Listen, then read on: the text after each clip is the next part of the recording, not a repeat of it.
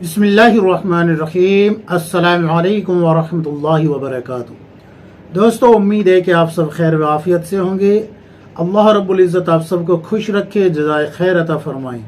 मेरे अज़ीज़ साथियों, आप हजरात के सामने कुछ बातें दुआ ना कबूल होने के ताल्लुक से अर्ज़ कर रहा हूँ। कुछ हजरात है, ख़वातीन हजरात है, जिन्होंने पूछा है कि मुफ्ती साहब, जो अहदीस में मसनून दुआएं आई है हम उनको पढ़ते हैं लेकिन असर जाहिर नहीं होता। मसलन कर्ज से नजात के लिए दुआ पढ़ रहे हैं, अल्लाहुम्मा मकफिनी बिहलालिका अन हरामिका वागनिनी बिफज़लिका अम्मन सिवाक, लेकिन कर्ज से नजात ही नहीं मिल रही। रिज़्क़ में बरकत के लिए दुआ पढ़ रहे हैं लेकिन रिज़्क़ में बरकत ही नहीं हो रही। शादी के लिए वजीफा पढ़ रहे हैं लेकिन शादी का कोई इंतज़ाम ही नहीं हो रहा। इसी तरीके से बहुत सारी दुआएं हैं मसनून जिनको पढ़ते हैं बीमारी से शिफा के लिए, लेकिन बीमारी से शिफा ही नहीं मिल रही। आखिर इसकी वजह क्या है?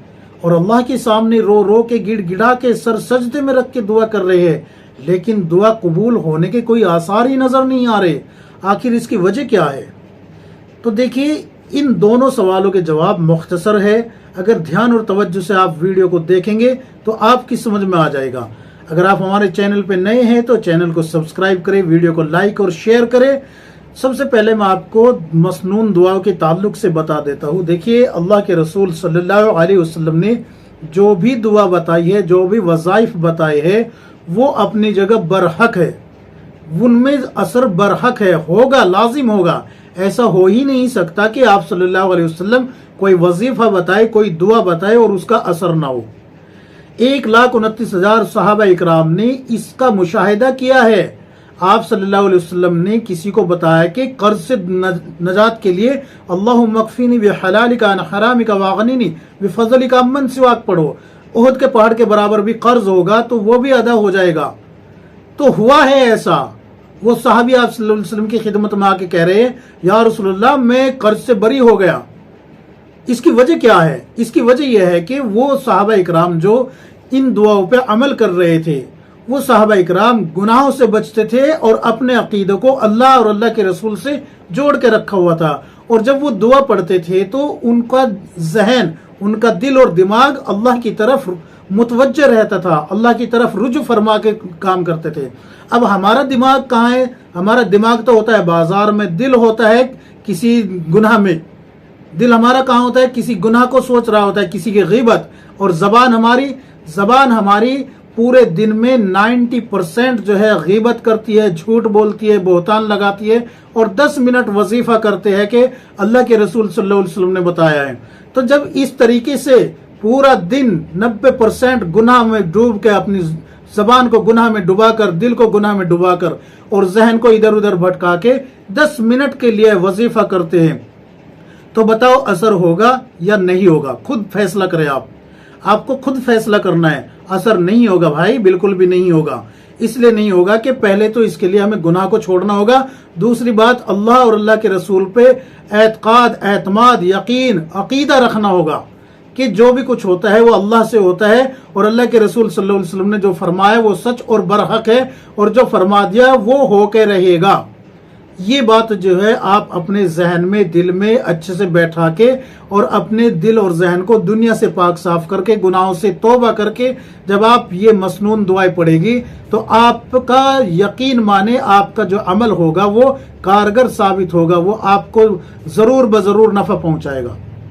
तो सबसे पहले हमें ये करना है कि अपने जहन को साफ करके, दिल को साफ करके, गुनाहों से पाक साफ करके अल्लाह के सामने रुजू करना है। अल्लाह के अहकाम को रसूलुल्लाह सल्लल्लाहु अलैहि वसल्लम के तरीके पे पूरा करना है।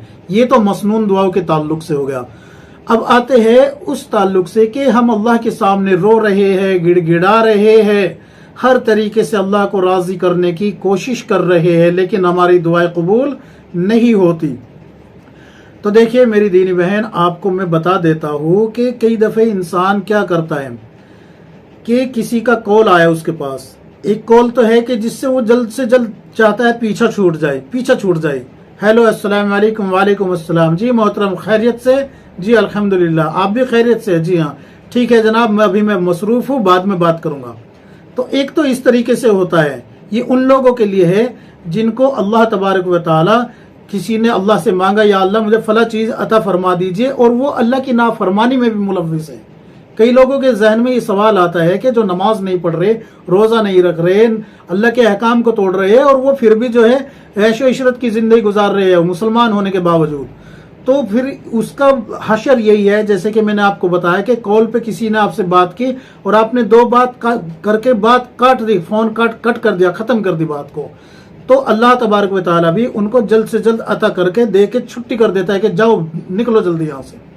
اور کچھ لوگ ایسے ہیں جن سے آپ بات کرتے ہیں تو آپ کو گھنٹوں تک کا پتہ نہیں چلتا، آپ محبت کرتے ہیں ان سے، آپ کی محبت جو ہے غالب رہتی ہے کہ اور آپ چاہتے ہیں کہ مجھ سے اور بات کرے اور بات کرے اور بات کرے۔ بعینی ہی اس ہی طریقے سے اللہ کے کچھ بندے ایسے ہوتے ہیں، کچھ بندیاں ایسی ہوتی ہے جن کو اللہ کو جن کا رونا پسند آتا ہے، ناک رگڑنا، اللہ کے سامنے گڑ گڑانا، اللہ کے سامنے پیشانی رکھنا، اللہ کو ان کے آنسو پسند آتے ہیں۔ اللہ کہتا ہے فرشتوں کو، دیکھو یہ میرا بندہ کتنا محبوب ہے مجھے، کتنی محبت کرتا ہوں میں اس سے، اور یہ مجھ سے کتنا مانگ رہا ہے، لیکن مجھے اس کا رونا پسند ہے، اس کا گڑ گڑانا پسند ہے، اس لیے بھی اللہ دینے میں تاخیر کر دیتا ہے۔ اور کئی دفعہ ایسا ہوتا ہے کہ ہم وہ چیز مانگ لیتے ہیں جیسے کہ چھوٹا بچہ ماں کے سامنے رو رہا ہے، گڑ گڑا رہا ہے، پیر رگڑ رہا ہے، ایڑیا رگڑ رہا ہے، لیکن وہ مانگ کیا رہا ہے؟ چھری مانگ رہا ہے، چھری مانگتا ہے۔ ماں کو پتا ہے کہ یہ رو رہا ہے، اس کو رونے دو، یہ گڑ گڑا رہا ہے، گڑ گڑانے دو، یہ پیر رگڑ رہا ہے، ایڑیا رگڑ رہا ہے، تو رگڑنے دو۔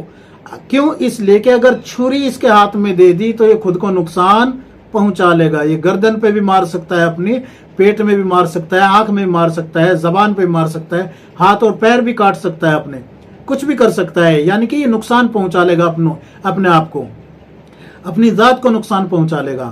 تو یہ تو ماں کا صرف ایک گمان ہوتا ہے، اس کو یقین نہیں ہوتا کہ یہ کرے گا بھی اس کام کو یا نہیں کرے گا، لیکن احکم الحاکمین ارحم الراحمین اللہ تبارک و تعالیٰ تو عالم الغیوب ہے، اس کو پتا ہے، 70 ماہ سے زیادہ محبت کرنے والا ہے، اس کو پتا ہے کہ میرے بندے نے یہ جو مجھ سے گڑ گڑا کے مانگ رہا ہے، تہجد میں رو رو کے مانگ رہا ہے، ہر نماز میں روتا ہے، روتی ہے، اے اللہ مجھے فلاں چیز عطا فرما دیجئے، فلاں شخص سے میرا نکاح کرا دیجئے، وغیرہ وغیرہ، تو کئی دفعہ وہ چھری مانگ رہا ہوتا ہے۔ کیا مانگ رہا ہوتا ہے؟ چھری مانگ رہا ہوتا ہے، جس سے اس کو نقصان ہونا طے ہوتا ہے۔ اللہ تبارک و تعالیٰ اس کو دیتا نہیں، بلکہ اس کے بدلے میں اس کو اس سے بہتر اور اعلیٰ چیز عطا فرما دیتا ہے، جس کا اس کو گمان بھی نہیں ہوتا، اور آپ سمجھ رہے ہوتے ہیں کہ میری دعا قبول نہیں ہوئی۔ حالانکہ اس کے علاوہ بھی اللہ کے رسول صلی اللہ علیہ وسلم نے فرمایا کہ 3 طریقے ہیں دعا کی قبولیت کے، اور 3 شرطیں ہیں دعا کی قبولیت کی۔ 3 شرطیں تو یہ ہے کہ آپ کا پہننا حلال ہو، آپ کا کھانا حلال ہو، اور گناہوں سے پاک صاف ہو، اللہ کی طرف رجوع کر کے اللہ کے احکام کو رسول اللہ صلی اللہ علیہ وسلم کے طریقے پہ پورے کر رہے ہو۔ یہ تو ہے دعا کی قبولیت کی شرطیں۔ 3 طریقے سے دعا قبول ہوتی ہے۔ نمبر 1، جو آپ نے مانگا ہے ہو بہو آپ کو وہی عطا فرما دیا گیا۔ نمبر 2، آپ نے جو مانگا ہے وہ نہیں ملا، لیکن اس کے بدلے میں آپ کی کوئی مصیبت آپ سے اٹھا لی جاتی ہے، آپ سے کوئی حادثات آنے والے تھے ان کو آپ سے دور کر دیا جاتا ہے۔ اگر یہ دونوں چیزیں بھی نہیں ہوتی تو پھر یہ دعا آپ کے نام اعمال میں آخرت کے لیے ذخیرہ کر لیا جاتا ہے، آپ کو جو ہے اس کا اجر آخرت میں ملے گا، اور اس وقت آپ تمنا کریں گے اے کاش دنیا میں میری کوئی بھی دعا قبول نہ ہوئی ہوتی، سب کی سب آخرت کے لیے ذخیرہ کر لی جاتی۔ تو یہ 3 طریقے ہوتے ہیں دعا کی قبولیت کے لیے، 3 شرطیں ہیں دعا کی قبولیت کے لیے۔ اگر آپ ان 3 شرطوں کو پورا کرے گی اور ان تین طریقوں کو اپنے دل میں بیٹھا لے گی تو پھر آپ کی دعا انشاءاللہ قبول ہوگی۔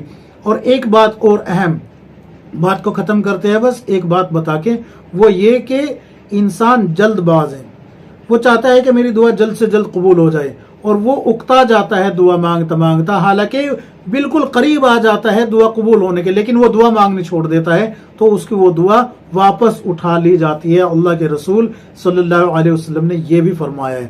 اس لیے آپ اپنی دعاؤں کو خوب اللہ سے لو لگا کے مانگے، گناہوں سے پاک صاف رہے اور اللہ کی طرف متوجہ رہے، اپنے گناہوں سے توبہ کر کے اللہ کی طرف رجوع کرے، رسول اللہ صلی اللہ علیہ وسلم کے طریقے کے مطابق زندگی گزارے، صحابہ اکرام کے قصے واقعات پڑھے، ان سے جو ہے آپ نصیحت حاصل کرے۔